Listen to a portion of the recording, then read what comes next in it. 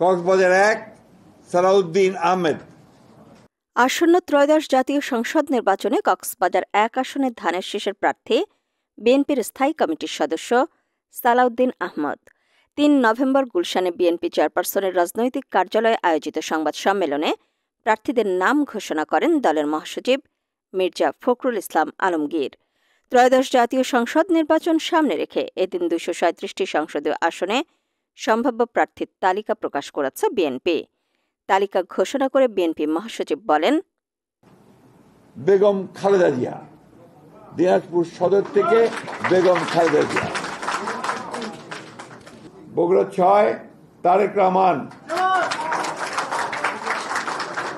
বগুড়া 6। আসন্ন নির্বাচনে BNP chairperson Khaleda Zia Dinajpur 3, Bogura 7 ও ফেনী 1 এবং দলের ভারপ্রাপ্ত চেয়ারম্যান তারেক রহমান বগুড়া 6 আসন থেকে প্রার্থী হবেন। তবে ঘোষিত প্রার্থীর তালিকা পরিবর্তন হতে পারে বলেও জানান তিনি।